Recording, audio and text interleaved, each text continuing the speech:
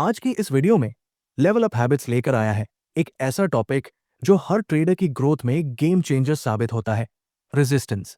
कभी आपने नोटिस किया है, प्राइस एक खास लेवल पर जाकर रुक जाता है, स्ट्रगल करता है और फिर अचानक रिवर्स हो जाता है। उस समय हम सोचना शुरू कर देते हैं, ये लेवल इतना पावरफुल क्यों है? असल में हर चार्ट के पीछे बायर्स और सेलर्स की एक साइलेंट लड़ाई चल रही होती है, और रेजिस्टेंस वही जगह है जहां सेलर्स कंट्रोल ले लेते हैं। इस वीडियो के पार्ट 1 में हम बेसिक्स टू इंटरमीडिएट तक के सारे इंपॉर्टेंट रेजिस्टेंस टाइप समझेंगे, जैसे horizontal resistance, trend line resistance, moving average resistance, Fibonacci levels, pivot points, psychological numbers और गैप रेजिस्टेंस। अगर आप चाहते हैं कि आपकी एंट्रीज और भी एक्यूरेट हो और फेक ब्रेकआउट्स कम हो, तो ये पूरी सीरीज स्पेशली आपके लिए बनाई गई है। चलिए शुरू करते हैं। Chapter 1, what is resistance? Simple meaning for beginners. आज जब भी हम चार्ट्स खोलते हैं, सबसे पहले हमारी नजर प्राइस मूवमेंट पर जाती है, कभी तेजी से ऊपर, कभी अचानक से नीचे। लेकिन क्या आपने कभी ध्यान दिया है कि कई बार प्राइस एक खास लेवल तक जाता है, रुक जाता है, बार बार उसी जगह से रिजेक्ट होता है और फिर नीचे गिरने लगता है? उस मोमेंट पर मन में एक ही सवाल आता है, ये लेवल इतना स्पेशल क्यों है? क्यों मार्केट इसे बार बार रिस्पेक्ट करता है? यही कॉन्सेप्ट है रेजिस्टेंस। और इस पूरे पार्ट 1 की शुरुआत हम सबसे सरल डेफिनेशन से करते हैं। देखिए, ट्रेडिंग में रेजिस्टेंस का मतलब है एक ऐसा प्राइस लेवल जहां बायर्स कमजोर पड़ने लगते हैं और सेलर्स मजबूत हो जाते हैं। और जब सेलर्स मजबूत होते हैं, प्राइस ऊपर नहीं जा पाता। सिंपल लैंग्वेज में कहें तो रेजिस्टेंस वो सीलिंग है जहां प्राइस बार बार सिर मारता है लेकिन टूटने में स्ट्रगल करता है। अगर आप कमरे की छत को उछलकर टच करने की कोशिश करें, आप एक लिमिट तक ही जा पाएंगे। मार्केट भी बिल्कुल ऐसा ही बिहेव करता है। अब इमेजिन कीजिए कि प्राइस स्टेडली ऊपर बढ़ रहा है। आप सोचते हैं कि ट्रेंड स्ट्रांग है और अचानक प्राइस एक लेवल पर आकर रुक जाता है। आप वेट करते हैं कि शायद थोड़ा और ऊपर जाएगा, लेकिन वो वहीं से पलटकर नीचे आने लगता है। यही है रेजिस्टेंस का रियल वर्ल्ड इफेक्ट। बहुत से बिगिनर्स सोचते हैं कि रेजिस्टेंस कोई मैजिक नंबर है या कोई सीक्रेट फॉर्मूला, बट ऐसा नहीं है। रेजिस्टेंस हमेशा बायर्स और सेलर्स की साइकोलॉजी से बनता है। ये एक क्राउड बिहेवियर है। जिधर क्राउड का विश्वास स्ट्रांग होता है, वहीं से मार्केट्स रिएक्ट करते हैं। और रेजिस्टेंस बेसिकली उस जगह को रिप्रेजेंट करता है जहां एक बड़े ग्रुप को लगता है कि यार ये प्राइस ज्यादा हाई हो गया है, अब बेचने का टाइम है। सो नेचुरली सेलर्स एक्टिव हो जाते हैं और प्राइस नीचे पुश हो जाता है। अब एक स्टोरी इमेजिन करते हैं ताकि कॉन्सेप्ट और भी क्लियर हो जाए। मान लीजिए मार्केट एक पर्टिकुलर स्टॉक को धीरे धीरे ऊपर ले जा रहा है। लोगों को लग रहा है कि ये स्टॉक अच्छा कर रहा है। धीरे धीरे बायर्स अक्यूमुलेट होते हैं और प्राइस बढ़ता है। लेकिन अचानक स्टॉक एक पुराने हाई के पास पहुंचता है, वही जगह जहां पहले मैसिव सेलिंग आई थी। वो जगह ट्रेडर्स के दिमाग में पहले से बैठी होती है। जैसे ही प्राइस उस जोन के करीब पहुंचता है, पुराने सेलर्स फिर से एक्टिव हो जाते हैं। वो सोचते हैं यही वो एरिया है जहां पिछली बार मार्केट गिरा था, चलो फिर से बेच देते हैं। ये कलेक्टिव बिहेवियर ही उस जगह को रेजिस्टेंस बना देता है। मतलब रेजिस्टेंस कोई लाइन नहीं है, रेजिस्टेंस एक बिहेवियर है, हजारों ट्रेडर्स का कंबाइंड रिएक्शन। और मजेदार बात यह है कि रेजिस्टेंस सिर्फ चार्ट पर दिखने वाली लाइन नहीं है, ये एक डिसीजन मेकिंग जोन है। कुछ ट्रेडर्स वहां बुकिंग करते हैं, कुछ शॉर्ट पोजीशंस ओपन करते हैं और कुछ लोग पैनिक में बेच देते हैं। ये सब मिलकर उस लेवल को और भी शक्तिशाली बना देते हैं। बिगिनर्स अक्सर पूछते हैं, क्या रेजिस्टेंस हमेशा काम करता है? बिल्कुल नहीं। मार्केट डायनामिक है, रेजिस्टेंस कई बार टूट भी जाता है। लेकिन जब रेजिस्टेंस टूटता है, वो भी एक बहुत बड़ा संकेत होता है, क्योंकि इसका मतलब है कि बायर्स ने सेलर्स को हरा दिया है और अब एक नया ट्रेंड शुरू हो सकता है। इसलिए रेजिस्टेंस सिर्फ रिजेक्शन वाली जगह नहीं है, ये ट्रेंड शिफ्ट का भी इंडिकेटर है। एक और इंपॉर्टेंट बात, रेजिस्टेंस को समझने में टाइम लगता है, क्योंकि हर रेजिस्टेंस एक जैसा नहीं होता। कुछ रेजिस्टेंस बहुत स्ट्रांग होते हैं, जहां से मार्केट कई बार रिजेक्ट होता है। कुछ रेजिस्टेंस वीक होते हैं, जो पहली या दूसरी कोशिश में ही टूट जाते हैं। लेकिन ये डिफरेंस समझने के लिए पहले आपको रेजिस्टेंस की बेसिक फाउंडेशन समझनी पड़ेगी, जो हम अभी कवर कर रहे हैं। रेजिस्टेंस इतने सारे इंडिकेटर्स, पैटर्न्स और टेक्निक्स के साथ जुड़ा हुआ है, जैसे horizontal resistance trend line resistance, moving average resistance, Fibonacci zones, psychological levels और भी बहुत कुछ। लेकिन उनका आधार सिर्फ यही सिंपल साइकोलॉजी है। जहां सेलर्स बायर से स्ट्रॉन्गर होते हैं, वही रेजिस्टेंस बनता है। अब मैं आपको एक रियल लाइफ कंपैरिजन देता हूं, जो शायद आपने पहले महसूस किया हो। मान लीजिए आप किसी शॉपिंग मॉल में जाते हैं और सडनली देखते हैं कि कोई चीज अचानक महंगी हो गई है। आपका दिमाग तुरंत कहता है, अभी मत खरीदो, ये प्राइस ज्यादा है। यही साइकोलॉजी चार्ट्स में भी होती है। जब प्राइस एक हाई लेवल पर पहुंचता है, क्राउड सोचता है, ये महंगा हो गया, बेच दो, और ये रेजिस्टेंस बन जाता है। ये इतना सिंपल येट इतना पावरफुल कॉन्सेप्ट है कि प्रोफेशनल ट्रेडर्स रेजिस्टेंस के बिना ट्रेड तक नहीं करते। चाहे इंट्राडे हो, स्विंग हो या लॉन्ग टर्म इन्वेस्टिंग, रेजिस्टेंस हर जगह काम आता है। और सबसे इंटरेस्टिंग बात यह है कि रेजिस्टेंस सिर्फ सीखने वाला कॉन्सेप्ट नहीं है, ये समझने वाला कॉन्सेप्ट है।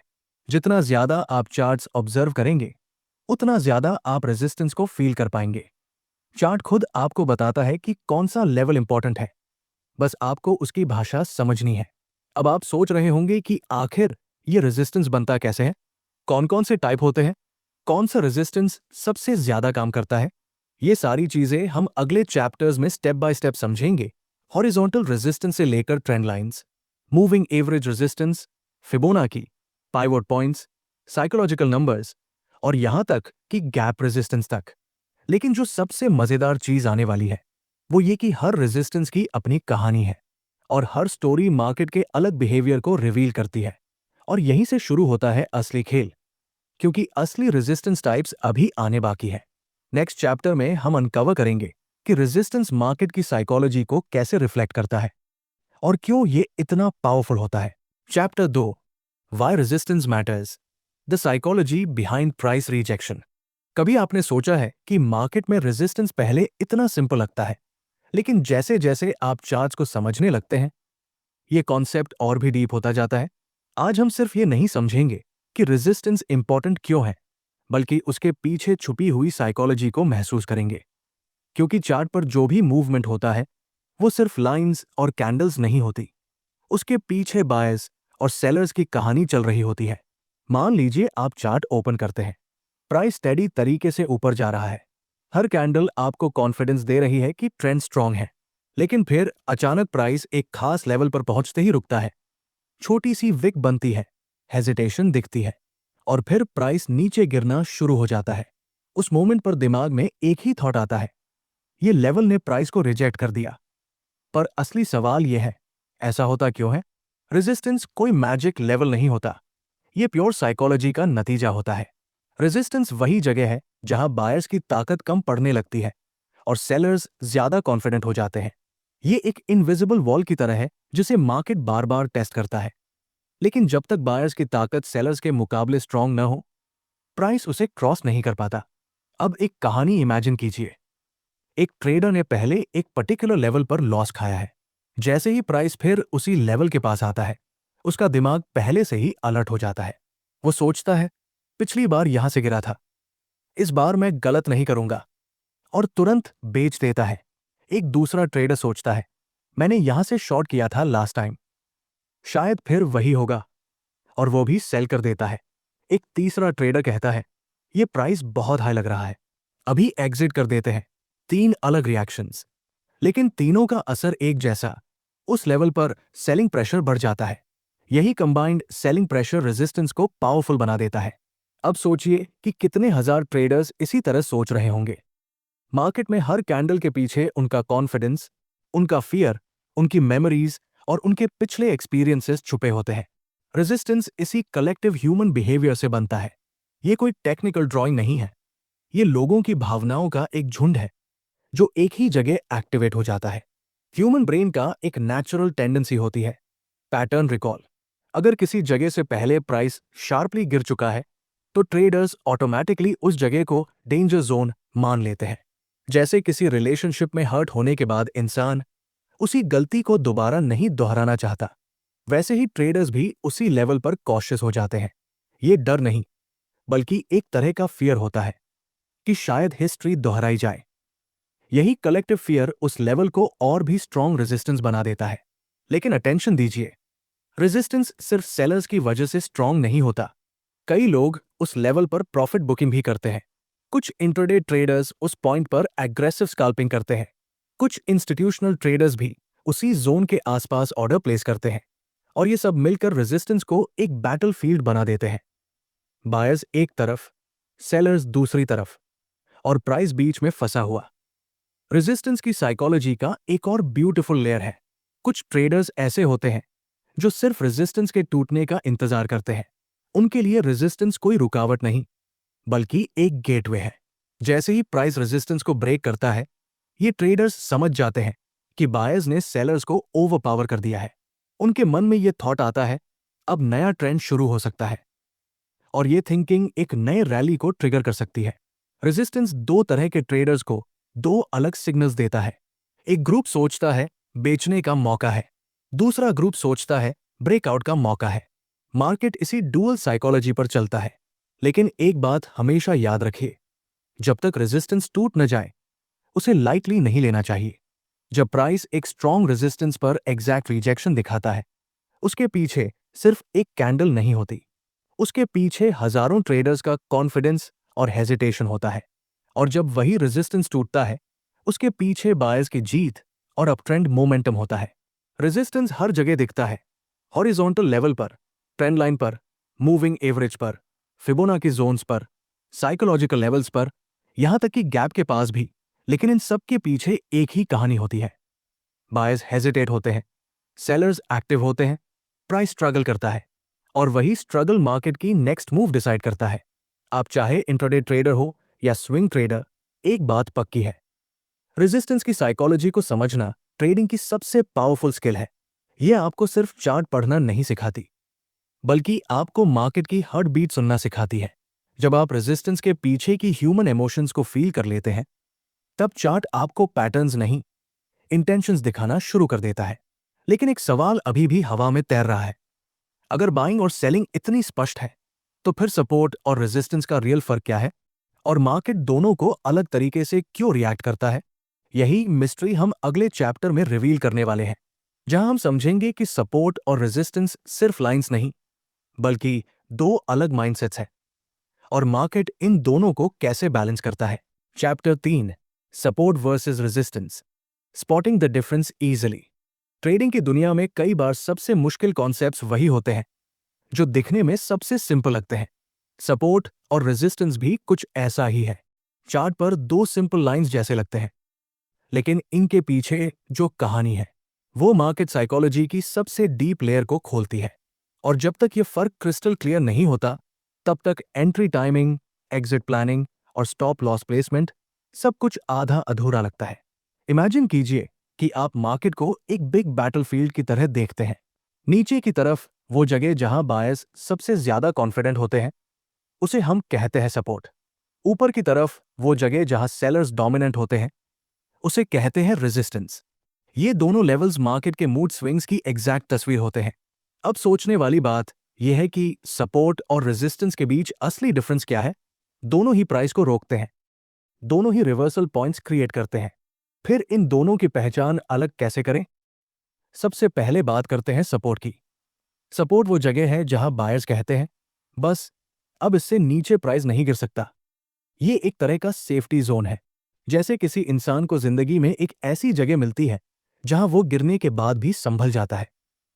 चार्ट्स में वही जगह सपोर्ट होती है, जब प्राइस गिरते गिरते एक खास लेवल पर आकर रुक जाता है और वहां से बाउंस हो जाता है, तो बायर्स का कॉन्फिडेंस बढ़ जाता है। उन्हें लगता है ये अच्छा प्राइस है, यहां खरीदना सेफ है। बायर्स का यही कलेक्टिव बिलीफ सपोर्ट को स्ट्रॉन्ग बना देता है। दूसरी तरफ रेजिस्टेंस वो जगह है जहां सेलर्स कहते हैं, अब इससे ऊपर प्राइस नहीं जाना चाहिए।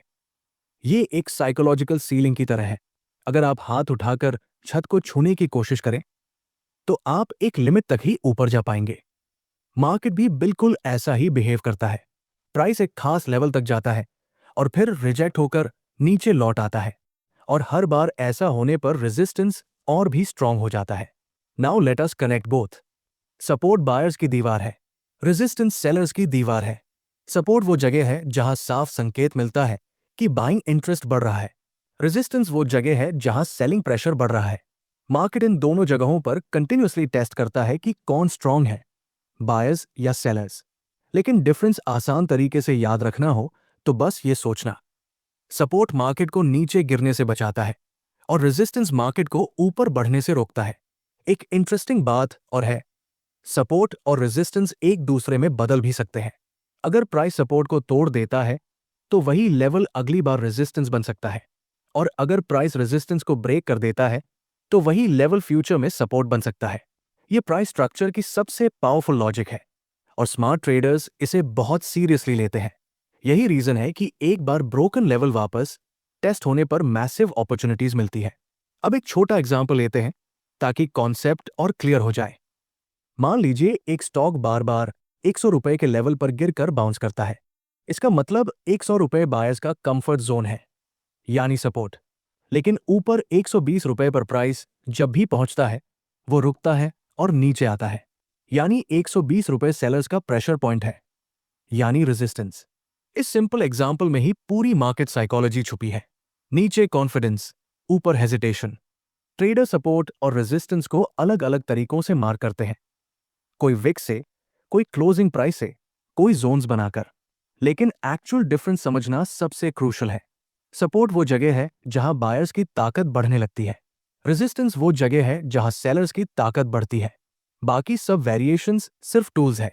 कई बार बिगिनर्स को कंफ्यूजन होती है कि सपोर्ट और रेजिस्टेंस कैसे जल्दी स्पॉट करें।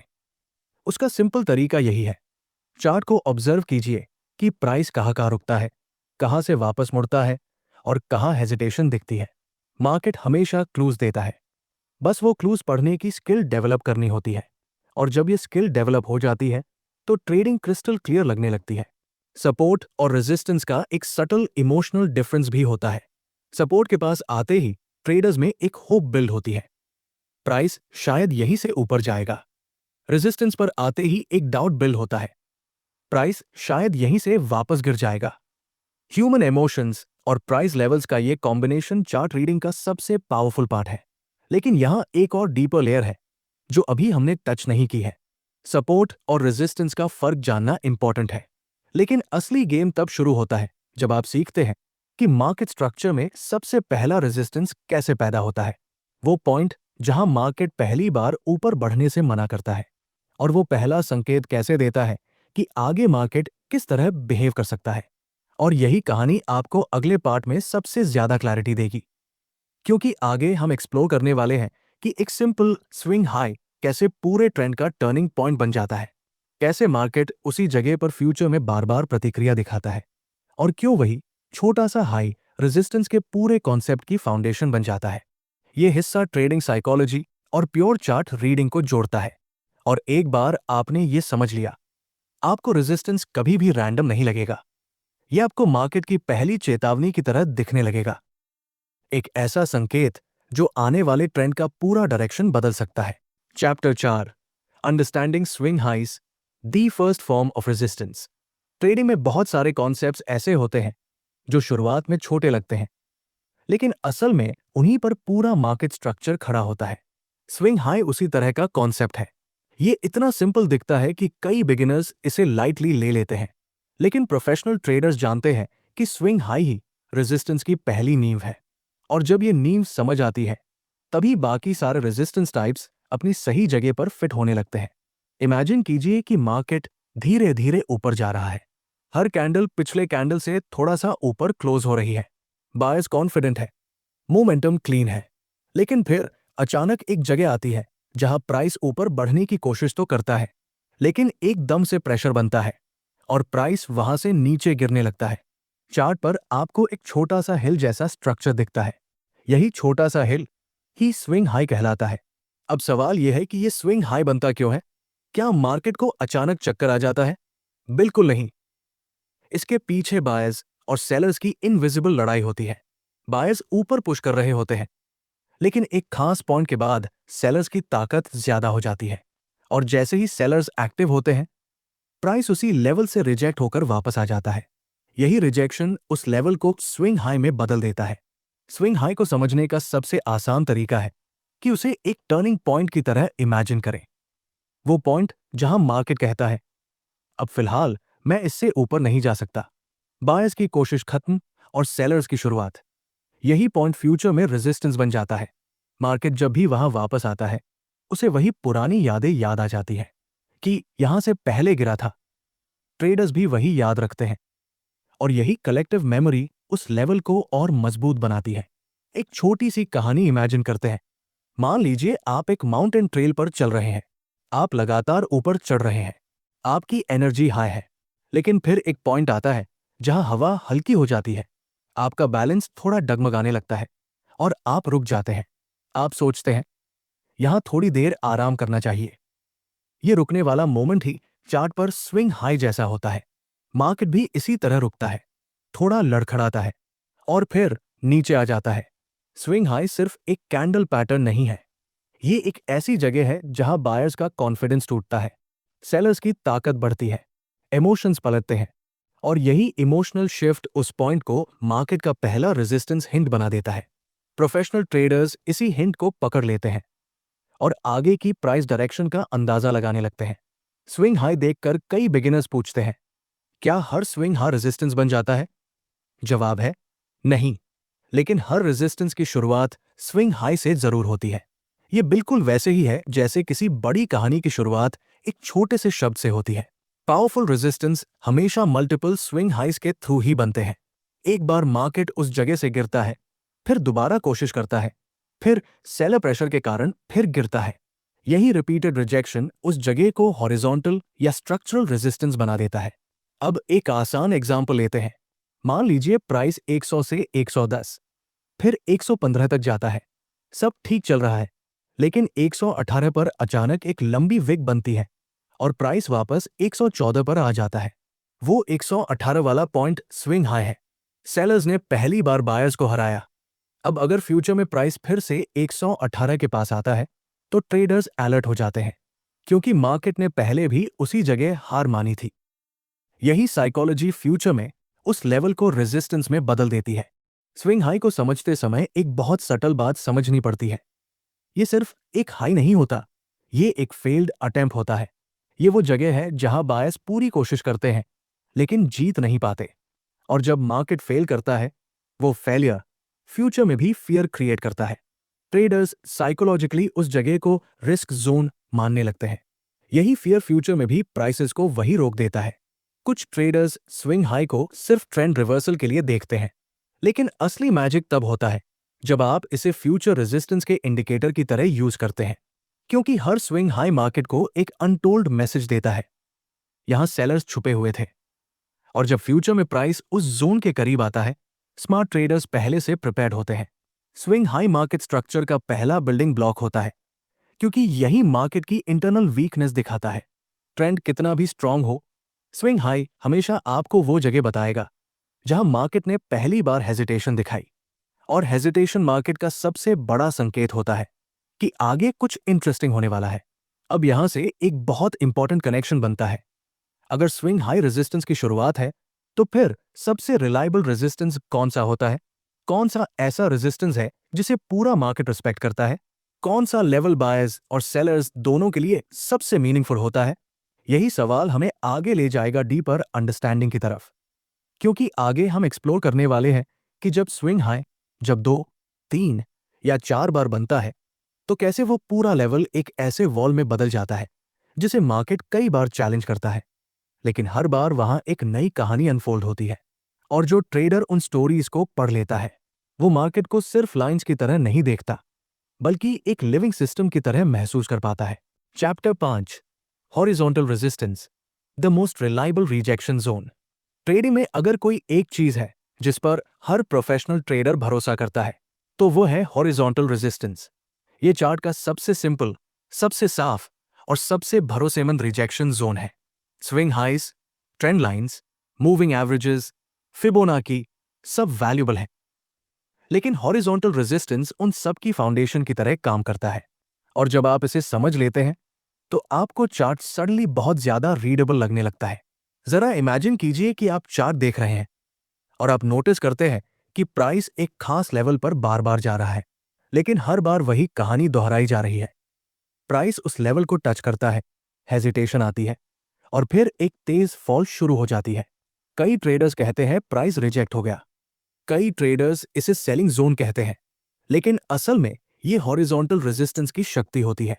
हॉरिजॉन्टल रेजिस्टेंस एक ऐसे लेवल से बनता है जहां मार्केट पहले भी गिरा है और फ्यूचर में फिर से वही बिहेवियर रिपीट करता है।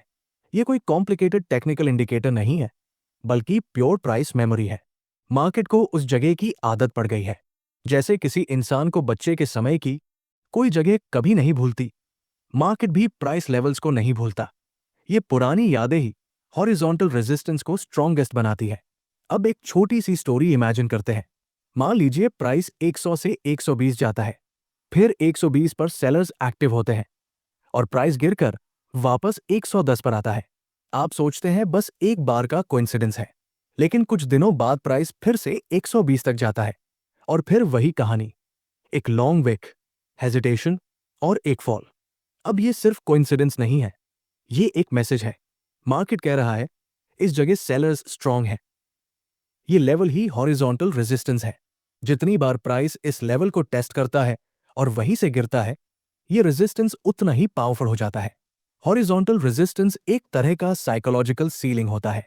जैसे किसी रूम में आप हाथ ऊपर उठाएं तो एक लिमिट तक ही जा सकते हैं। मार्केट भी एक लिमिट तक ही ऊपर जा पाता है और वो लिमिट हॉरिजॉन्टल रेजिस्टेंस बन जाती है।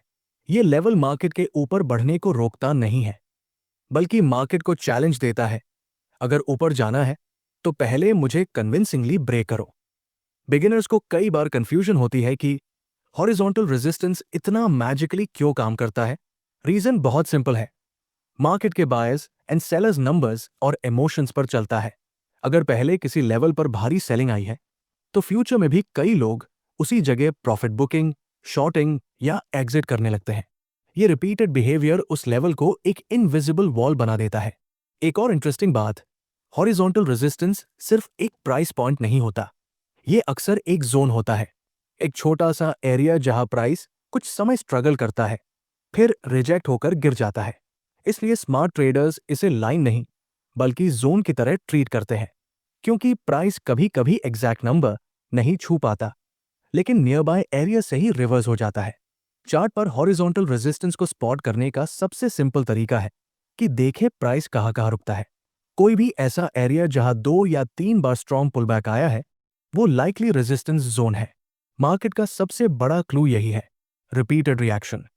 मार्केट किसी जगह पर कभी भी बार बार रिएक्शन नहीं देता अगर वो जगह इंपॉर्टेंट ना हो। इसलिए हॉरिजॉन्टल रेजिस्टेंस कभी भी रैंडम नहीं होता, ये ऑलवेज जस्टिफाइड होता है। अब इमेजिन कीजिए एक ट्रेडर जिसका फोकस सिर्फ हॉरिजॉन्टल रेजिस्टेंस पर है। वो बाकी इंडिकेटर्स बाद में देखता है, पहले ये चेक करता है कि प्राइस हिस्टोरिकली कहाँ वीक हुआ है, और सिर्फ इसी हैबिट से उसकी एक्यूरेसी ड्रामेटिक तरीके से बढ़ सकती है। क्योंकि जब आप जानते हैं कि मार्केट पहले कहाँ हार चुका है, तो आप अंदाजा लगा सकते हैं कि फ्यूचर में कहाँ स्ट्रगल हो सकता है। ट्रेडिंग का असली मैजिक इसी एंटिसिपेशन में है। लेकिन हॉरिजॉन्टल रेजिस्टेंस का सबसे अमेजिंग पार्ट है, ट्रेंड चाहे कितना भी स्ट्रांग चल रहा हो, रेजिस्टेंस के पास आते ही मार्केट सडनली अपनी स्पीड खो सकता है। ये स्लो डाउन एक तरह की वार्निंग होती है। बायर्स मोमेंटम लूज करते हैं, सेलर्स एग्रेशन दिखाते हैं, और चार्ट पर एक छोटी सी विक एक बहुत बड़ी कहानी सुना देती है। एक और इंपॉर्टेंट बात, कई बार हॉरिजॉन्टल रेजिस्टेंस ब्रेक भी हो जाता है, लेकिन उसके ब्रेक होने का मतलब ये नहीं कि वो यूजलेस हो गया। उल्टा, उसका महत्व और बढ़ जाता है। क्योंकि जब प्राइस एक स्ट्रॉन्ग हॉरिजॉन्टल रेजिस्टेंस को ब्रेक करता है, बायर्स और सेलर्स दोनों इमोशनली शिफ्ट कर जाते हैं। बायर्स का कॉन्फिडेंस पीक पर होता है, सेलर्स पैनिक करते हैं, और यही इमोशनल फ्लिप नए ट्रेंड की शुरुआत बन सकता है। यह पूरी साइकोलॉजी तभी समझ आती है जब आप रेजिस्टेंस को सिर्फ एक लाइन नहीं, बल्कि एक इमोशनल प्रेशर पॉइंट की तरह देखते हैं। बायर्स और सेलर्स की इमोशंस उसी लेवल पर कोलाइड होती है। उस जगह profit taking, new selling and reversal trades का सबसे ज्यादा कॉन्सेंट्रेशन होता है। और यही कारण है कि हॉरिजॉन्टल रेजिस्टेंस हमेशा रिलायबल रहता है। अब इस पूरी कहानी के बाद एक बहुत बड़ा सवाल सामने आता है, अगर हॉरिजॉन्टल रेजिस्टेंस इतना पावरफुल है, तो क्या मार्केट हमेशा इसी तरह बिहेव करता है? क्या हर बार प्राइस इसी तरह रेजिस्ट होता है? और क्या हर रियल होता है, या कभी कभी मार्केट हमें ट्रैप भी करता है? यही क्यूरियोसिटी हमें आगे ले जाकर एक ऐसे कॉन्सेप्ट की तरफ खींचती है जो डायनामिक भी है और सरप्राइजिंग भी।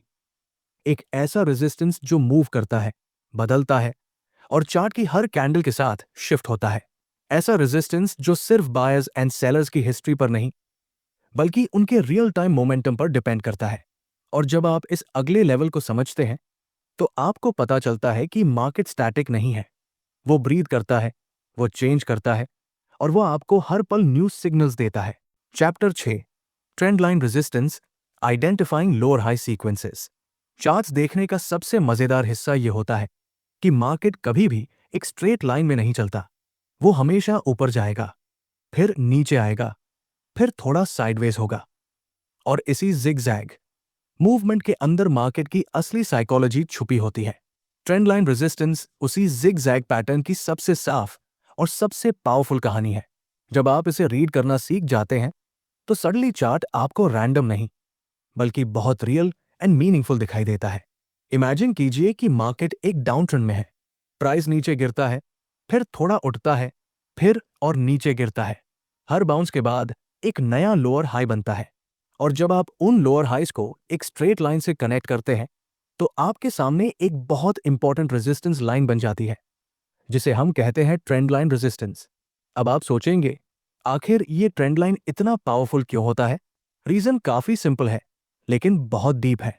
हर बार जब प्राइस बाउंस लेकर ऊपर जाता है, बायर्स अपनी ताकत दिखाने की कोशिश करते हैं, लेकिन हर बार सेलर्स उन्हें दबा देते हैं और हर बाउंस पिछले बाउंस से नीचे ही रुकता है। ये रिपीटेड पैटर्न मार्केट की वीकनेस को रिवील करता है। ये दिखाता है कि बायर्स धीरे धीरे कमजोर हो रहे हैं और सेलर्स कंसिस्टेंटली कंट्रोल में आ रहे हैं। यही वीकनेस विजुअली एक ट्रेंड लाइन रेजिस्टेंस के रूप में नजर आती है। ट्रेंड लाइन रेजिस्टेंस मार्केट का एक ऐसा ट्रूथ है जो कभी झूठ नहीं बोलता। चाहे कोई इंडिकेटर लेट रिएक्ट करे, चाहे कोई ऑसिलेटर कंफ्यूज करे, ट्रेंड लाइन आपको बहुत पहले ही बता देगा कि मार्केट अभी भी सेलर्स की पकड़ में है। और जब तक प्राइस उस ट्रेंड लाइन को डिसाइसिवली ब्रेक ना कर दे, तब तक कोई भी रिवर्सल सस्टेनेबल नहीं होता। एक छोटा एग्जाम्पल इमेजिन करते हैं। मान लीजिए प्राइस 200 से गिरकर 170 आता है, फिर बाउंस लेकर 180 तक जाता है, लेकिन वहां सेलर्स एक्टिव हो जाते हैं। फिर प्राइस 160 तक गिरता है, फिर बाउंस लेकर 175 तक जाता है और फिर सेलर्स ट्राई करते हैं। आप नोटिस करेंगे कि हर बार बाउंस प्रीवियस बाउंस से नीचे रुक रहा है। यही सीक्वेंस लोअर हाइज कहलाता है। अब जब आप 180 और 175 जैसे हाइज को एक लाइन से कनेक्ट करते हैं, तो वो लाइन सिर्फ एक ड्राइंग नहीं रहती, वो मार्केट की इमोशनल सीलिंग बन जाती है। बायर्स का हर अटेम्प्ट इस सीलिंग से रिजेक्ट हो जाता है। सेलर्स हर बार उसी लाइन के आसपास अपनी ताकत दिखाते हैं। इस इनविजिबल प्रेशर को ही हम ट्रेंड लाइन रेजिस्टेंस में विजुअल फॉर्म में पकड़ पाते हैं। ट्रेंड लाइन रेजिस्टेंस को अंडरस्टैंड करने का सबसे ब्यूटीफुल पार्ट यह है कि ये सिर्फ पिछले डेटा का रिफ्लेक्शन नहीं है, ये फ्यूचर बिहेवियर की भी संकेत देता है। मान लीजिए मार्केट फिर से उस ट्रेंड लाइन के पास आता है। अब 3 रिएक्शंस पॉसिबल होते हैं। पहला, वो ट्रेंड लाइन को टच करके फिर गिर जाता है। दूसरा, ट्रेंड लाइन के पास आते ही मोमेंटम स्लो होता है। तीसरा, प्राइस ट्रेंड लाइन को ब्रेक कर देता है और बायर्स की जीत कंफर्म होती है। इन तीनों रिएक्शंस के पीछे रियल टाइम साइकोलॉजी होती है। जब प्राइस ट्रेंड लाइन टच करता है, सेलर्स कहने लगते हैं, ये हमारी एरिया है, यहां से बेचो। बायर्स हेजिटेट होते हैं और हेजिटेशन अक्सर गिरावट ला देती है। लेकिन अगर बायर्स ट्रेंड लाइन को फोर्सफुली ब्रेक कर देते हैं, तो ये मैसेज क्लियर होता है कि मार्केट अब नीचे वाले जोन से ऊपर की तरफ शिफ्ट होना चाहता है। ट्रेंड लाइन रेजिस्टेंस हमेशा चार्ट पर क्लीन दिखे, ये जरूरी नहीं है। कई बार प्राइस थोड़ी विक के साथ बाहर चला जाता है, फिर वापस आ जाता है। कई बार ट्रेंड लाइन को एग्जैक्ट टच नहीं करता, नियर बाय एरिया से ही रिवर्स हो जाता है। इसलिए स्मार्ट ट्रेडर्स इसे एक परफेक्ट मैथमेटिकल लाइन नहीं, बल्कि एक डायनामिक एंगल वाली साइकोलॉजिकल बाउंड्री मानते हैं। अगर आप ध्यान दें, तो हर ट्रेंड लाइन रेजिस्टेंस मार्केट में डिसिप्लिन क्रिएट करता है। ये एक तरह की बाउंड्री होती है जहां बायर्स को रिपीटेडली हार मिलता है। हर बार मार्केट कहता है, अभी ऊपर मत जाओ, और ये रिपीटेड हार प्राइस को धीरे धीरे लोअर मूव करते हुए एक प्रॉपर डाउन ट्रेंड स्ट्रक्चर में कन्वर्ट कर देते हैं। ट्रेंड लाइन रेजिस्टेंस को समझना तभी कंप्लीट होता है जब आप इससे जुड़े ट्रैप्स भी समझते हैं। कई बार प्राइस ट्रेंड लाइन को ब्रेक करता हुआ दिखता है, लेकिन वो सिर्फ एक टेम्पररी पुश होता है, एक छोटा सा इल्यूजन। ट्रेडर्स एक्साइटेड होकर बाय करते हैं और अचानक मार्केट फिर से नीचे गिर जाता है। ये ट्रेंड लाइन के आसपास होने वाला एक क्लासिक ट्रैप है जिसे इंस्टीट्यूशंस बायर्स को कंफ्यूज करने के लिए यूज करते हैं। और जब ये ट्रैप्स समझ आने लगते हैं तब आप रियलाइज करते हैं कि ट्रेंड लाइंस सिर्फ ड्राइंग टूल्स नहीं बल्कि मार्केट मैनिपुलेशन को डीकोड करने का भी सबसे साफ तरीका है। अब let us talk about the emotional side. Trend line resistance buyers में हमेशा एक सटल फियर पैदा करता है। उन्हें लगता है यहां से पहले गिरा था, शायद इस बार भी गिरे। वही सेलर्स को एक्स्ट्रा कॉन्फिडेंस मिलता है। ये इमोशनल इम्बैलेंस अपना असर प्राइस पर डालता है और ट्रेंड लाइन को और स्ट्रांग बनाता है। ये प्योर साइकोलॉजी है, रियल टाइम इमोशंस चार्ट पर जियोमेट्रिक लाइन की तरह दिखाई देती है। ट्रेंड लाइन रेजिस्टेंस की ब्यूटी तब और बढ़ जाती है जब ये हॉरिजॉन्टल रेजिस्टेंस के साथ अलाइनमेंट में आ जाए। ये कॉन्फ्लुएंस एक ऐसी वॉल बना देता है जिसे मार्केट तोड़ने के लिए बहुत बड़ा मोमेंटम चाहिए। लेकिन जब ये वॉल ब्रेक होती है तब नया ट्रेंड ऑलमोस्ट गारंटीड हो जाता है। ट्रेंड लाइन ब्रेक बहुत बड़े ट्रांजिशंस का सिग्नल होते हैं। अब यहां एक बहुत इंटरेस्टिंग बात सामने आती है। ट्रेंड लाइंस आपकी चार्ट रीडिंग को शार्पन करते हैं, लेकिन अभी भी एक और पावरफुल, डायनामिक और मार्केट ड्रिवन रेजिस्टेंस टाइप बाकी है। एक ऐसा रेजिस्टेंस जो सिर्फ ट्रेंड पर डिपेंड नहीं करता बल्कि मार्केट के डेली फ्लक्चुएशंस पर रिएक्ट करता है। ऐसा रेजिस्टेंस जो कभी स्टैटिक नहीं रहता और हर कैंडल के साथ एडजस्ट होता है।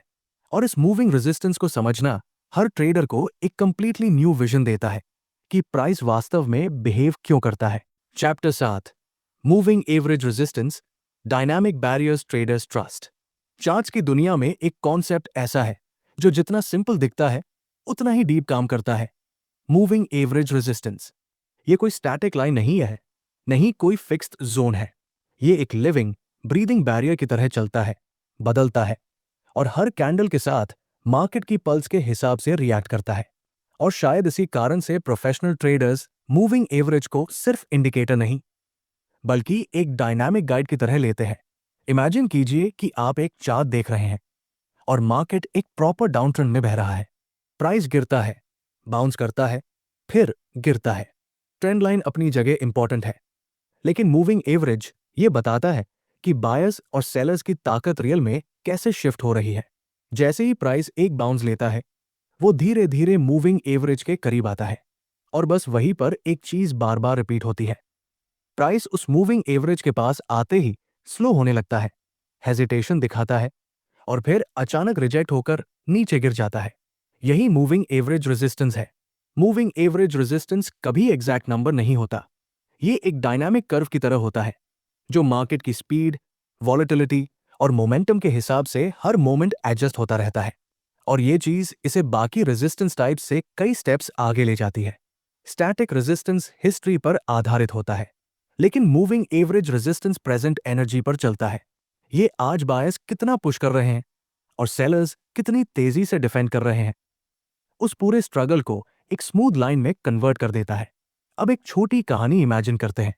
मान लीजिए प्राइस लगातार 50 ईएमए के नीचे चल रहा है। हर बार जैसे ही प्राइस बाउंस लेता है वो ईएमए के पास पहुंचते पहुंचते वीक हो जाता है।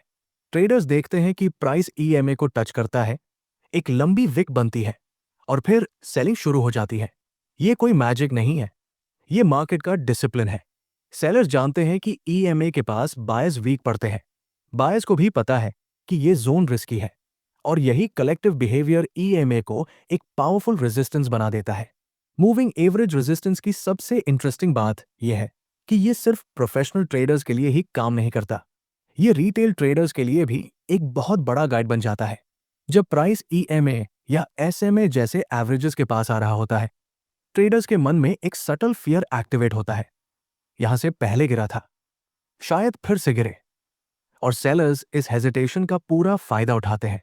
मार्केट साइकोलॉजी और प्राइस एक्शन का यही कॉम्बिनेशन मूविंग एवरेज रेजिस्टेंस को इतना भरोसेमंद बनाता है। बहुत सारे ट्रेडर्स 20 ईएमए, 50 ईएमए, 100 ईएमए या 200 ईएमए यूज करते हैं। हर मूविंग एवरेज का अपना कैरेक्टर होता है। शॉर्ट टर्म एवरेजेस तेज रिएक्ट करते हैं, लॉन्ग टर्म एवरेजेस गहरी ट्रेंड डायरेक्शन बताते हैं, लेकिन रेजिस्टेंस बिहेवियर लगभग सैम होता है। प्राइस इन लाइंस के पास आते ही स्ट्रगल करता है। ये स्ट्रगल इटसेल्फ एक सिग्नल है कि सेलर्स एक्टिव हो चुके हैं। आप ध्यान देंगे कि कई बार प्राइस ईएमए तक आने से पहले ही रिवर्सल करना शुरू कर देता है। ये भी मूविंग एवरेज रेजिस्टेंस का ही इनडायरेक्ट इन्फ्लुएंस होता है। ये लाइन सिर्फ एक टेक्निकल कर्व नहीं होती, ये एक साइकोलॉजिकल बाउंड्री बन जाती है। ट्रेडर्स इसे एक इनविजिबल वॉल की तरह रिस्पेक्ट करने लगते हैं, और जब किसी लेवल को हजारों लोग रिस्पेक्ट करते हैं तो वो लेवल प्रैक्टिकली पावरफुल बन जाता है।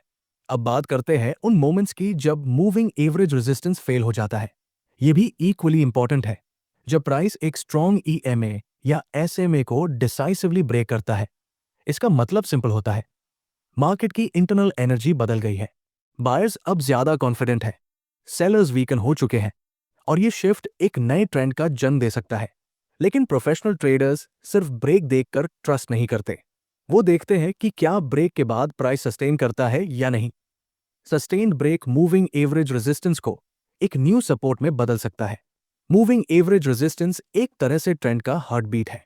ये दिखाता है कि मार्केट स्मूथ है या शेकी, बायर्स वीक है या अग्रेसिव, सेलर्स डोमिनेंट है या एग्जॉस्टेड।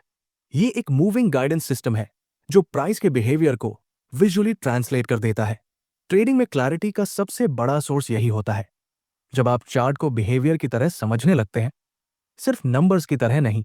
एक और कंपेलिंग बात यह है कि जब ट्रेंड लाइन रेजिस्टेंस और मूविंग एवरेज रेजिस्टेंस दोनों एक सिमिलर जगह पर मिलते हैं, तो वहां एक हाई पावर कॉन्फ्लुएंस बनती है।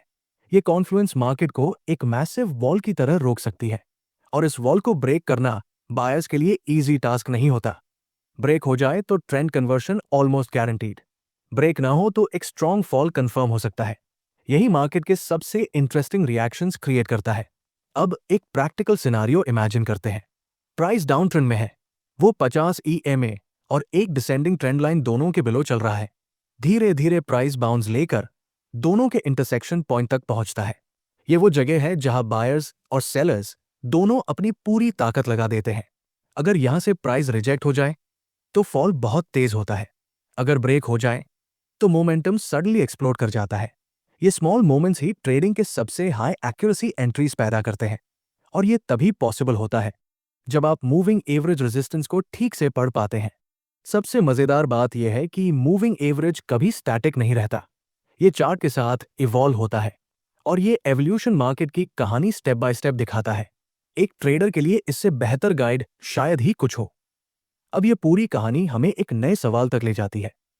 अगर मूविंग एवरेज रेजिस्टेंस इतना डायनामिक और रिस्पॉन्सिव है, तो क्या मार्केट हर ट्रेंड फेज में इसी तरह बिहेव करता है? क्या डाउन ट्रेंड, अप ट्रेंड और साइडवेज मार्केट में रेजिस्टेंस की नेचर सेम रहती है?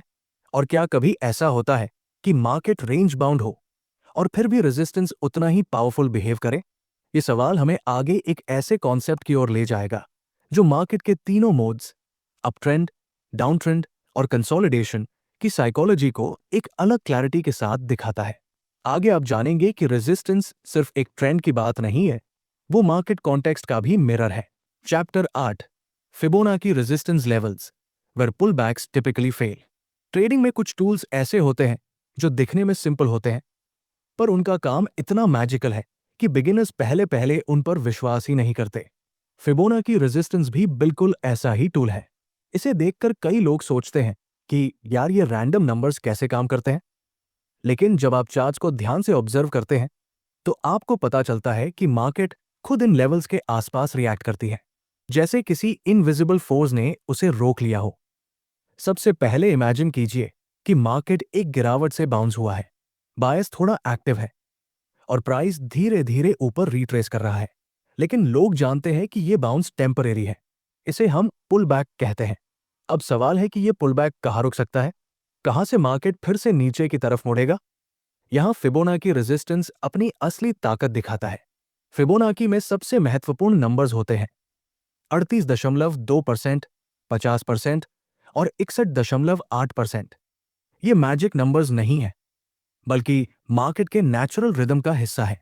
चाहे आप स्टॉक्स देखें, क्रिप्टो देखें, फॉरेक्स देखें या कमोडिटीज, हर जगह प्राइस अक्सर इन लेवल्स पर आकर स्ट्रगल करती है। खासकर 61.8%, जिसे ट्रेडर्स गोल्डन रेशो कहते हैं। ये वो जगह है जहां पुलबैक सबसे ज्यादा फेल होता है। इमेजिन कीजिए कि प्राइस 100 से गिरकर 70 आया। अब फिबोनाची लगाकर आप देखते हैं कि 38.2% रफली 81 के आसपास आता है, 50% अराउंड 85 और 61.8% करीब 88। अब जब प्राइस बाउंस लेकर इन लेवल्स के पास पहुंचने लगेगा, मार्केट धीरे धीरे स्लो डाउन दिखाना शुरू कर देगा। कैंडल्स छोटी होंगी, विक्स ज्यादा बनेंगी और सेलर्स का प्रेशर बढ़ना शुरू हो जाएगा। ये सटल साइंस ही फिबोनाकी रेजिस्टेंस की पहचान है। अब यहां एक ब्यूटीफुल कहानी समझते हैं। फिबोनाकी सिर्फ नंबर्स का खेल नहीं है, ये क्राउड साइकोलॉजी पर बेस्ड है। जब मार्केट नीचे गिरता है तो बायर्स थोड़ी देर बाद कहते हैं थोड़ा चीप हो गया है, खरीद लेते हैं। जैसे ही प्राइस बाउंस होता है, कुछ लोग प्रॉफिट बुक कर लेते हैं और जब प्राइस फिबोनाकी जोन्स के पास आता है, मेजर सेलर्स एक्टिव हो जाते हैं। ये वही जगह होती है जहां बायर्स हेजिटेट करते हैं और सेलर्स कॉन्फिडेंट फील करते हैं। बायर्स के अंदर सटल फियर पैदा होता है, यहां से पहले मार्केट फॉल हुआ था, शायद फिर से होगा। और यही हेजिटेशन उस पुलबैक को फेल कर देती है। प्रोफेशनल ट्रेडर्स फिबोनाकी को सिर्फ एक टूल की तरह नहीं देखते, वे इसे मार्केट के नेचुरल ब्रीदिंग पैटर्न की तरह समझते हैं। फिबोनाकी रेजिस्टेंस दिखाता है कि मार्केट अपनी गिरावट को कितनी हद तक रिकवर कर सकता है और कहां से वापस अपनी ओरिजिनल डायरेक्शन पकड़ सकता है। ये फ्यूचर की एग्जैक्ट भविष्यवाणी नहीं करता, लेकिन डायरेक्शन की स्ट्रॉन्गेस्ट संकेत देता है। एक सिनारियो इमेजिन करते हैं। मार्केट डाउन ट्रेंड में चल रहा है, प्राइस ने एक शार्प फॉल लिया और अब अपनी पहली बाउंस पर है। आप फिबोनाकी लगा देते हैं। प्राइस 38.2% पर थोड़ा स्ट्रगल करता है, पर फिर भी आगे बढ़ता है। 50% पर भी कुछ हेजिटेशन दिखती है, लेकिन कैंडल विक्स उसे पार कर देती है और फिर प्राइस 61.8% पर पहुंचता है। अचानक वहां से एक लंबी विक बनती है, सेलर्स एक्टिव हो जाते हैं और प्राइस नीचे गिरना शुरू हो जाता है। यही क्लासिक फिबोनाकी रेजिस्टेंस रिएक्शन है। फिबोनाकी का सबसे बड़ा फायदा यह है कि यह ऑटोमेटिकली वो जगह हाईलाइट करता है जहां बायर्स वीक पड़ते हैं। मार्केट चाहे कितनी भी तेजी से बाउंस करे, फिबोनाकी के हायर लेवल्स पर पहुंचकर उसकी स्पीड ऑलमोस्ट हमेशा कम हो जाती है। यह स्लो डाउन इटसेल्फ एक वार्निंग होता है। कई ट्रेडर्स इसी वार्निंग के बेसिस पर अपनी शॉर्ट एंट्रीज प्लान करते हैं और सरप्राइजिंगली उनकी सक्सेस रेट काफी हाई होती है। एक और इंटरेस्टिंग बात यह है कि फिबोनाकी रेजिस्टेंस अक्सर बाकी रेजिस्टेंस टूल्स के साथ अलाइन हो जाता है, जैसे horizontal resistance, trend line resistance या मूविंग एवरेज रेजिस्टेंस। जब 2 या 3 टूल्स एक ही जगह मिलते हैं तो रेजिस्टेंस एक सुपर जोन बन जाता है। ऐसा जोन तोड़ना बायर्स के लिए बहुत मुश्किल होता है और यही कॉन्फ्लुएंस उन सबसे बड़े रिवर्सल्स को जन्म देती है जिन्हें देखकर ट्रेडर्स कहते हैं, वाह क्या टाइमिंग थी। Fibonacci resistance actual market movement को सिंप्लीफाई करता है। यह आपको बताता है कि पुलबैक शैलो होगा, मीडियम होगा या डीप होगा। Shallow pullback 38.2%, medium pullback 50%, deep pullback 61.8%। Deep pullback पर ही सबसे ज्यादा ट्रैप्स बनते हैं और वहीं से सबसे पावरफुल रिवर्सल्स आते हैं। लेकिन यहां एक बात हमेशा याद रखनी चाहिए, फिबोनाकी लाइन कोई गारंटी नहीं है। मार्केट कभी कभी इन लेवल्स को ओवरशूट कर देता है, ये नेचुरल है। इसलिए स्मार्ट ट्रेडर्स फिबोनाकी को अकेले यूज नहीं करते, वे इसे कॉन्फ्लुएंस के साथ यूज करते हैं। अगर फिबोनाकी के पास वॉल्यूम इंक्रीज हो जाए, अगर वही प्राइस हेजिटेशन दिखाए, अगर वहीं पर कोई पुराना स्विंग हाई भी हो, अगर वही ट्रेंड लाइन भी मिल जाए, तो वो लेवल ऑलमोस्ट इम्पॉसिबल बन जाता है ब्रेक करना। अब सोचिए कि इतनी पावरफुल चीज को अगर आप अपने एनालिसिस में शामिल कर लें, तो आपके लिए पुलबैक समझना कितना आसान हो जाएगा। और पुलबैक समझना ही हाफ ट्रेडिंग बैटल जीत लेने जैसा है। लेकिन कहानी यहां खत्म नहीं होती। मार्केट सिर्फ नंबर्स पर रिएक्ट नहीं करता, वो अपने एनवायरनमेंट पर रिएक्ट करता है, यानी मार्केट कॉन्टेक्स्ट पर। कुछ दिन मार्केट ट्रेंडे रहता है, कुछ दिन साइडवेज, कुछ दिन हाईली वॉलेटाइल, और हर एक एनवायरनमेंट में रेजिस्टेंस की नेचर बदल जाती है। अब आगे जाते हुए हम एक ऐसी लेयर एक्सप्लोर करेंगे जहां आप समझेंगे कि मार्केट उन अलग अलग कंडीशंस में कैसे बिहेव करता है और क्यों कभी रेजिस्टेंस इतना स्ट्रांग होता है और कभी वही रेजिस्टेंस सरप्राइजिंगली वीक पड़ जाता है। आगे का हिस्सा आपके लिए रेजिस्टेंस की साइकोलॉजी को एक बिल्कुल नए नजरिए से खोल देगा। Chapter 9, pivot points and R levels, tools for quick trades. Intraday trading की दुनिया में स्पीड सब कुछ है। यहां डिसीजन जल्दी लेना पड़ता है, रिएक्शंस तेज होते हैं और मार्केट मिनट्स में मूड बदल देता है। ऐसे माहौल में एक ट्रेडर के पास कोई ऐसा टूल होना चाहिए जो उसे तुरंत ये बता सके कि मार्केट कहाँ रुक सकता है, कहाँ से रिवर्स हो सकता है और कहाँ से एक तेज मूव शुरू हो सकता है। पाइवोट पॉइंट्स और आर लेवल्स वही टूल्स हैं, फास्ट, रिलायबल और सरप्राइजिंगली एक्यूरेट। इमेजिन कीजिए कि आप सुबह सुबह चार्ट ओपन करते हैं, मार्केट अभी अभी ओपन हुआ है और कैंडल्स इधर उधर हिल रही है। आप अभी ट्रेंड कंफर्म भी नहीं कर पाए और प्राइस अचानक तेजी से ऊपर भागना शुरू कर देता है। आप कंफ्यूज होते हैं, कहाँ एंट्री लूं, कहाँ स्टॉप लॉस रखूं, क्या प्राइस यहीं से गिर सकता है? यही कंफ्यूजन इंट्राडे ट्रेडर्स का सबसे बड़ा दुश्मन है। पाइवोट पॉइंट्स इस कंफ्यूजन को हटाते हैं। ये आपको एक तरह का रेडीमेड मैप दे देते हैं। जैसे किसी नई सिटी में आपको पता ना हो कि कौन सी रोड कहाँ जाती है और कोई अचानक आपके हाथ में पूरा सिटी मैप दे दे। पाइवोट पॉइंट्स वही मैप है। पाइवोट पॉइंट्स और आर लेवल्स पिछले दिन के हाई, लो और क्लोज पर बेस्ड होते हैं। बस ये 3 नंबर्स और उनसे निकलता है एक पूरा structure. Central pivot point P, resistance 1 R1, resistance 2 R2, resistance 3 R3 और इसी तरह नीचे support 1 S1, support 2 S2, support 3 S3। अब फैसिनेटिंग बात यह है कि मार्केट इन लेवल्स को इतनी रिस्पेक्ट क्यों करता है। रीजन काफी सिंपल है। ये लेवल्स हर इंट्राडे ट्रेडर देखता है। जितने ज्यादा ट्रेडर्स कोई लेवल देखते हैं, वो उतना ही पावरफुल बन जाता है। मार्केट साइकोलॉजी हमेशा भीड़ के साथ चलती है। जब सभी ट्रेडर्स जानते हैं कि R1 के पास प्राइस रुक सकता है, तो नेचुरली वहां हेजिटेशन पैदा होती है। सेलर्स एक्टिव होते हैं और प्राइस ऑफन वहीं से रिजेक्ट हो जाता है। एक एग्जाम्पल इमेजिन करते हैं। मान लीजिए मार्केट ओपन होता है और प्राइस सीधे R1 के पास पहुंच जाता है। कैंडल्स अचानक छोटी होने लगती है, विक्स बढ़ जाती है और वॉल्यूम भी थोड़ा अनयूजुअल लगता है। आप सोचते हो यहां कुछ गड़बड़ है और जैसे ही एक बेयरिश कैंडल बनती है, प्राइस नीचे गिरता है, बहुत स्मूथ एंड फास्ट। यही पाइवोट रेजिस्टेंस का इंस्टेंट इफेक्ट है। पाइवोट पॉइंट्स इंट्राडे ट्रेडर्स के लिए इसलिए भी पावरफुल है क्योंकि ये स्टैटिक नहीं होते, लेकिन प्रेडिक्टेबल होते हैं। आप सुबह मार्केट ओपन होते ही जान जाते हैं कि R1, R2 और R3 कहाँ है। इसका मतलब आप पहले से ही प्रिपेयर हो सकते हैं। क्या जल्दी स्कैल्प करना है, क्या रिवर्सल पकड़ना है, क्या अग्रेसिव ब्रेकआउट ट्रेड लेना है। पाइवोट लेवल्स पहले से गाइड कर देते हैं कि किस जगह पर कैसी रिएक्शन आने की संभावना है। अब इंटरेस्टिंग बात यह है कि हर पाइवोट लेवल का अपना पर्सनैलिटी होता है। R1 यूजुअली पहला बैरियर, बहुत बार प्राइस यही रुक जाता है। R2 स्ट्रॉन्गर रेजिस्टेंस, जहां सेलर्स बहुत कॉन्फिडेंट होते हैं। R3 एक्सट्रीम लेवल, जहां प्राइस पहुंचता ही तभी है जब मार्केट बहुत स्ट्रॉन्ग ट्रेंड में होता है और ये चीज मार्केट को प्रेडिक्टेबल बनाती है। इंट्राडे ट्रेडर्स शायद पहली बार लाइफ में प्रेडिक्ट कर सकते हैं कि प्राइस कहां स्ट्रगल कर सकता है। अब चलिए इमेजिन करते हैं एक सिनारियो। आप निफ्टी का 5 मिनट चार्ट देख रहे हैं। मार्केट ओपन हुआ और पहले 20 मिनट्स में एक शार्प रैली आई। प्राइस आता है R1 के पास। आप देखते हैं कि 2 स्मॉल कैंडल्स बनती है। तीसरी कैंडल एक लंबी विक के साथ क्लोज होती है। ये वही सटल सिग्नल है कि सेलर्स एक्टिव है। फोर्थ कैंडल रेड बनती है और मार्केट स्लिप कर जाता है। ये एक text book pivot resistance reaction है। पाइवोट पॉइंट्स मार्केट को सिर्फ डायरेक्शनल हिंट नहीं देते, बल्कि एक और बड़ी क्लैरिटी देते हैं, मार्केट का इंट्राडे मूड। अगर प्राइस R1 को फोर्सफुली ब्रेक कर देता है, तो इसका मतलब मार्केट में बहुत स्ट्रेंथ है। अगर प्राइस R1 पर बार बार रिजेक्ट होता है, तो इसका मतलब सेलर्स कंट्रोल में है। सीधे सीधे मार्केट साइकोलॉजी पढ़ने का तरीका है ये।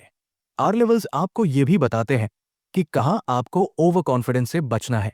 कई ट्रेडर सोचते हैं कि ट्रेंड बहुत स्ट्रांग है और वो बिना सोचे समझे बाय कर लेते हैं, पर जैसे ही प्राइस R2 या R3 के पास जाता है, सडन ड्रॉप आ जाता है और ट्रेडर्स शॉक हो जाते हैं। पाइवोट पॉइंट्स इस शॉक को प्रेडिक्ट कर देते हैं। अगर आप जानते हो कि प्राइस R2 पर है, तो ऑटोमेटिकली आपको सस्पिशन होना चाहिए, यहां से पुल बैक आ सकता है। अब बात करते हैं एडवांस्ड पार्ट की। जब पाइवोट लेवल्स कॉन्फ्लुएंस में आते हैं, इमेजिन कीजिए कि किसी दिन R1 एक स्ट्रॉन्ग हॉरिजॉन्टल रेजिस्टेंस के साथ अलाइन हो रहा है, या R2 एक पुराने स्विंग हाई के पास है, या R3 200 EMA के साथ बैठा है। ऐसी जगह इंट्राडे में गोल्ड माइन होती है। वहां रिवर्सल ऑलमोस्ट गारंटीड होता है, क्योंकि जब कई रेजिस्टेंसेस एक साथ कंबाइन हो जाएं, तो मार्केट को ऊपर जाने के लिए बहुत ज्यादा ताकत चाहिए होती है, जो अक्सर नहीं होती। पाइवोट पॉइंट्स इंट्राडे ट्रेडिंग को बहुत प्रैक्टिकल बना देते हैं। ये हर सेकंड चेंजिंग इमोशंस को एक स्ट्रक्चर दे देते हैं। मार्केट में प्राइस कभी भी सिंपल रीजन से नहीं रुकता। वहां बायर्स की साइकोलॉजी, सेलर्स का अग्रेसिव बिहेवियर और क्राउड का शेयर्ड फियर सब कुछ मिलकर रिएक्शन बनाते हैं। पाइवोट पॉइंट्स इसी कलेक्टिव बिहेवियर का ग्राफिकल रिप्रेजेंटेशन है। लेकिन यहां एक और लेयर है। रेजिस्टेंस हमेशा स्टैटिक नहीं होता। कभी ये हॉरिजॉन्टल लाइन होती है, कभी ट्रेंड लाइन होती है, कभी मूविंग बैरियर जैसे ईएमए। कभी मार्केट इन स्टैटिक लेवल्स को रिस्पेक्ट करता है और कभी डायनामिक लेवल्स कोट। और जब आप समझते हैं कि कौन सा बैरियर कब पावरफुल बनेगा, तब ट्रेडिंग क्रिस्टल क्लियर लगने लगती है। अब आखिर में इमेजिन कीजिए कि आपने pivot points, R levels, trend lines, swing highs सब समझ लिया। लेकिन अब एक सवाल उभरता है। जब चार्ट एकदम स्ट्रक्चर्ड नजर आ रहा होता है, तब भी कभी कभी प्राइस अचानक नीचे से ऊपर शूट करता है या ऊपर से नीचे क्रैश कर जाता है। ये सडन मूव्स क्यों आते हैं? कौन सा हिडन प्रेशर चार्ट में दिखाई नहीं देता, लेकिन प्राइस को पुश कर देता है? यही वो हिस्सा है जहां मार्केट के इनविजिबल साइकोलॉजिकल जोन्स प्ले करते हैं, और ये आपको रेजिस्टेंस की एक नई, डीपर लेयर तक ले जाएगा। Chapter 10, psychological levels, why round numbers act as strong resistance. Trading की दुनिया में कुछ चीजें इतनी सिंपल होती है कि पहली नजर में उन पर विश्वास ही नहीं होता। साइकोलॉजिकल लेवल्स या कहें राउंड नंबर्स उन्हीं में से एक है।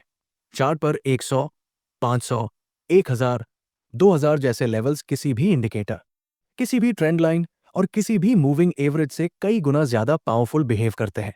एज अ बिगिनर आप सोचते हैं, यार क्या फर्क पड़ता है कि प्राइस 997 है या 1000? लेकिन जब आप मार्केट को गहराई से समझते हैं, तो पता चलता है कि यही राउंड नंबर्स सबसे ज्यादा रेजिस्टेंस क्रिएट करते हैं। इमेजिन कीजिए कि आप एक स्टॉक को 940 से 980 तक चढ़ते हुए देख रहे हैं।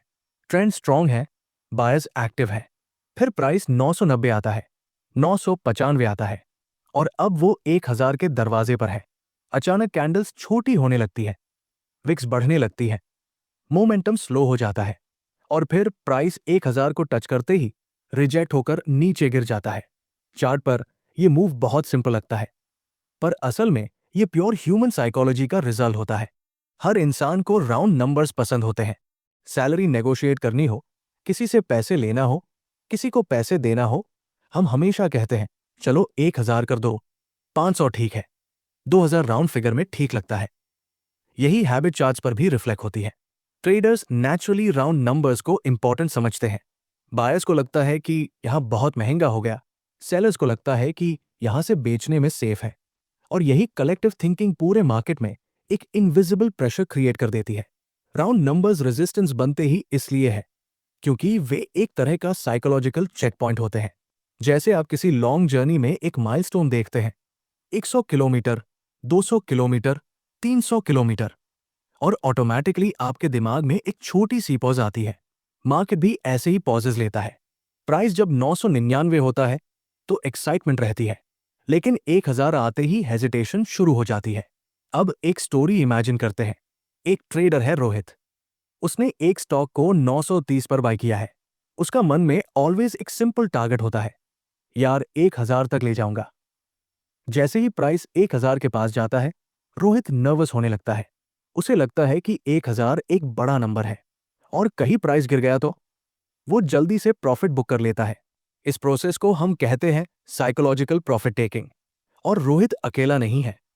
हजारों ट्रेडर्स के दिमाग में यही थॉट होता है। उनका कलेक्टिव प्रॉफिट बुकिंग ही प्राइस को 1000 से रिजेक्ट कर देती है। अब इमेजिन कीजिए मार्केट में सेकंड टाइप का ट्रेडर, समीर। वो सोचता है 1000 के ऊपर ब्रेकआउट आएगा तो बाय करूंगा। ये थॉट भी बहुत कॉमन है। लेकिन समीर इंतजार करता है, और जैसे ही प्राइस 1000 को टच करता है, वो देखता है कि प्राइस तेजी से नीचे गिर रहा है। वो भी सोचता है शायद ये मजबूत रेजिस्टेंस है, और जल्दी से एग्जिट कर देता है। समीर भी वही करता है जो रोहित ने किया। रिएक्शन वही, बस कॉन्टेक्स्ट अलग। और यही दो तरह की साइकोलॉजी मिलकर राउंड नंबर्स को रेजिस्टेंस में कन्वर्ट कर देती है। सबसे इंटरेस्टिंग पार्ट यह है कि साइकोलॉजिकल लेवल्स सिर्फ नंबर्स नहीं होते, ये इमोशंस होते हैं। होप कि प्राइस यहां तक आएगा, फियर कि प्राइस यहां से गिर सकता है, मेमोरी कि पहले प्राइस यहां से रिवर्स हुआ था, ग्रीड कि 1000 पूरा होने पर प्रॉफिट परफेक्ट लगेगा। मार्केट की हर कैंडल इन्हीं इमोशन से बनती है, इसलिए इन लेवल्स की पावर कभी अंडर एस्टिमेट नहीं करनी चाहिए। अब इमेजिन कीजिए एक सिनारियो जहां प्राइस 1000 के पास स्ट्रगल कर रहा है। ट्रेडर्स टाइट हो जाते हैं, बायर्स सोचते हैं अगर ब्रेकआउट हुआ तो ट्रेंड स्ट्रांग होगा, सेलर्स सोचते हैं अगर यहां बेच दिया तो सेफ रहेगा।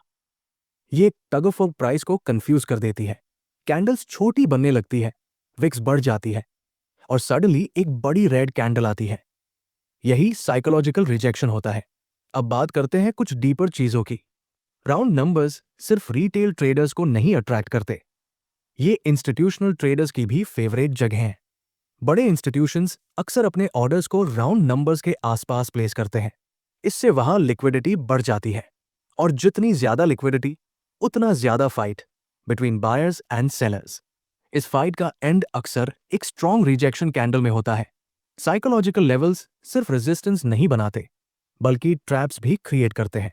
कई बार प्राइस 1000 के ऊपर जाकर थोड़ा सा सस्टेन करता हुआ दिखता है। ट्रेडर्स एक्साइटेड होकर बाय कर लेते हैं और सडनली प्राइस नीचे गिरकर उन्हें स्टॉप आउट कर देता है। ये क्लासिक साइकोलॉजिकल ब्रेकआउट ट्रैप है। ये तब होता है जब इंस्टीट्यूशंस लोगों की राउंड नंबर वाली एक्सपेक्टेशन का फायदा उठाते हैं। लेकिन सबसे अमेजिंग पार्ट यह है कि साइकोलॉजिकल लेवल्स जब बाकी रेजिस्टेंस टूल्स के साथ अलाइन हो जाए, जैसे horizontal highs, trend lines, moving average या फिबोनाची लेवल्स, तो मार्केट में एक सुपर बैरियर बन जाता है। ये बैरियर तोड़ना बायर्स के लिए नेक्स्ट टू इम्पॉसिबल होता है।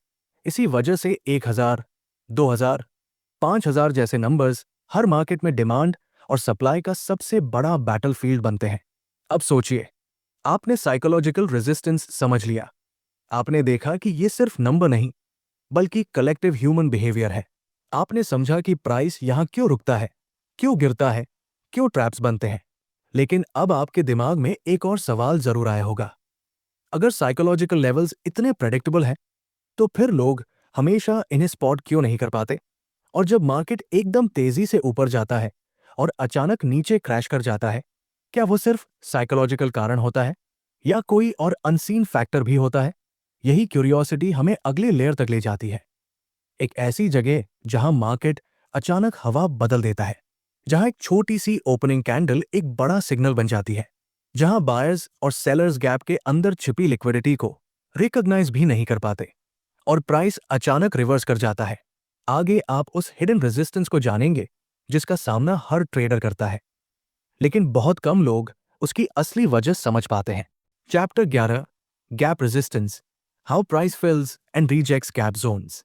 ट्रेडिंग की दुनिया में एक चीज ऐसी है जो हमेशा एक्साइटमेंट भी लाती है और कंफ्यूजन भी, गैप्स।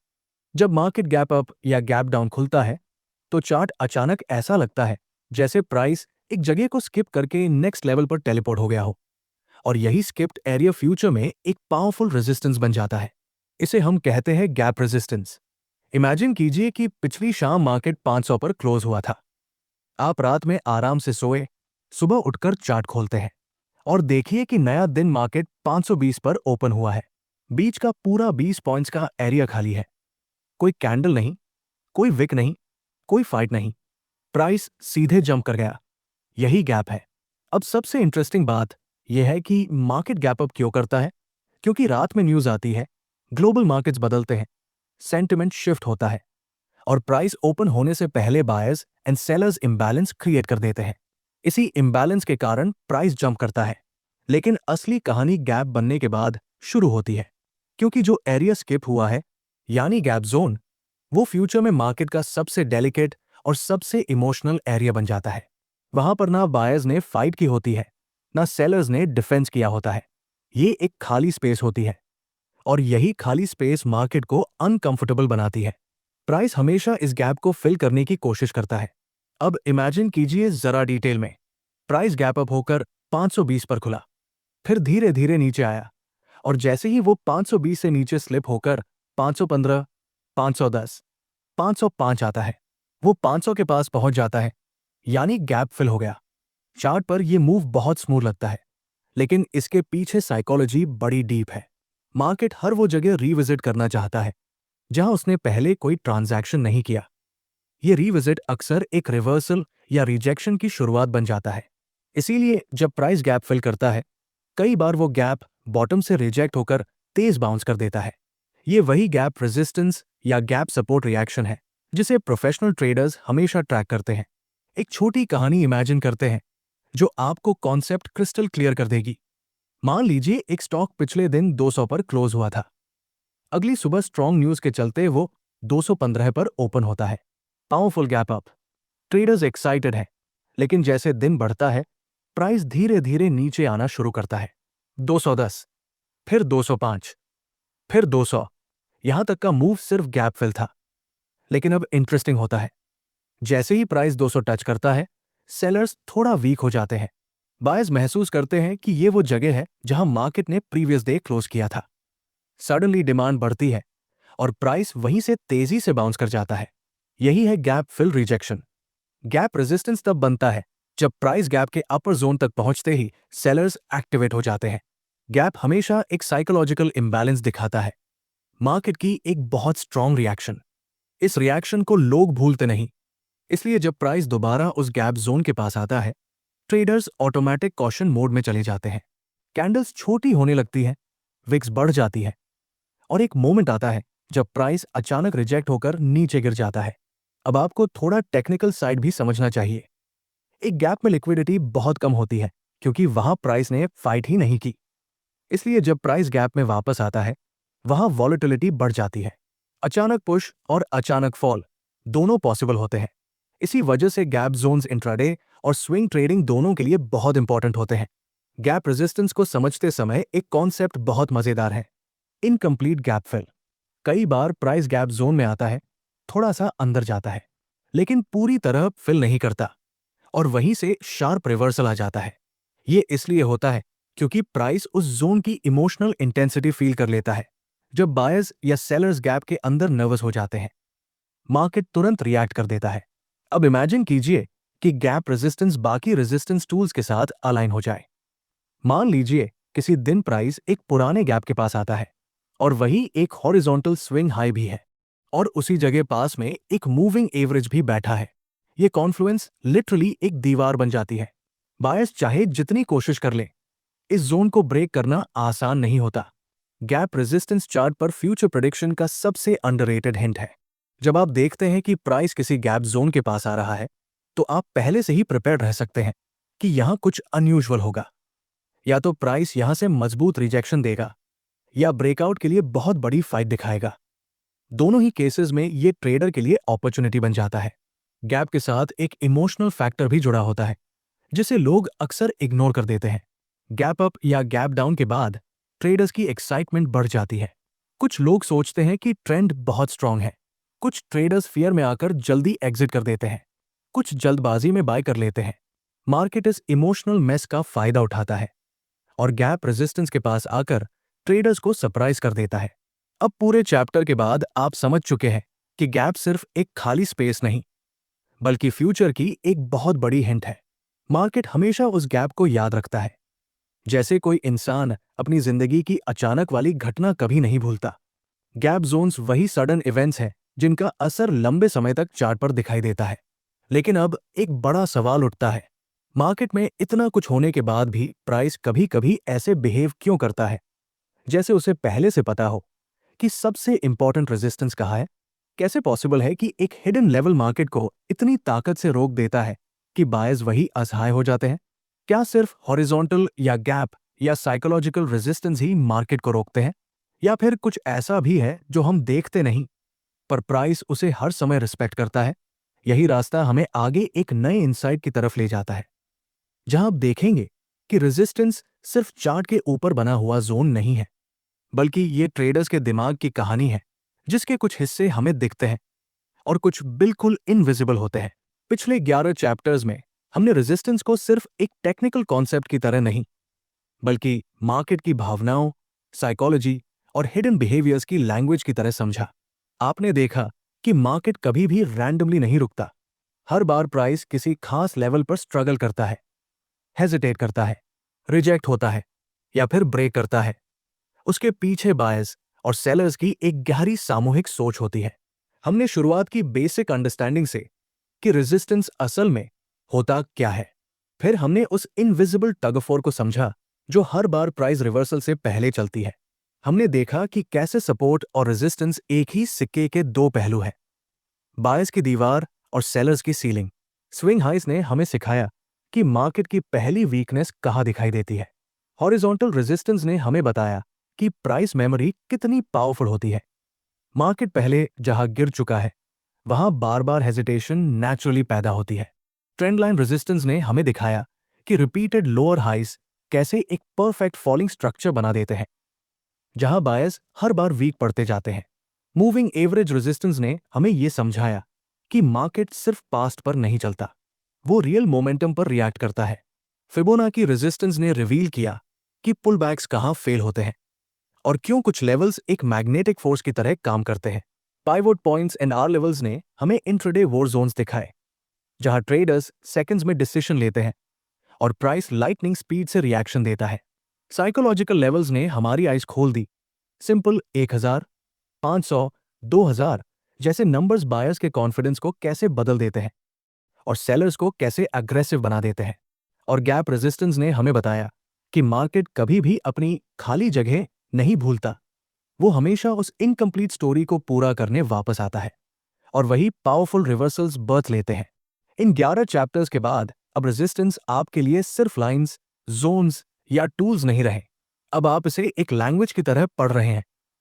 एक ऐसा सिस्टम जहां हर कैंडल एक कहानी कहती है, हर रिजेक्शन एक सिग्नल होता है और हर ब्रेकआउट एक गेम चेंजर बन सकता है। अब आप जानते हैं कि रेजिस्टेंस मार्केट का नो एंट्री बोर्ड नहीं बल्कि मार्केट का साइकोलॉजिकल चेक पॉइंट है।